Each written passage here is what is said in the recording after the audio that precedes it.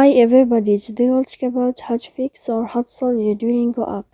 To know how to fix or how to solve your Duolingo, you should just go to settings. Here we click apps, default apps, app settings.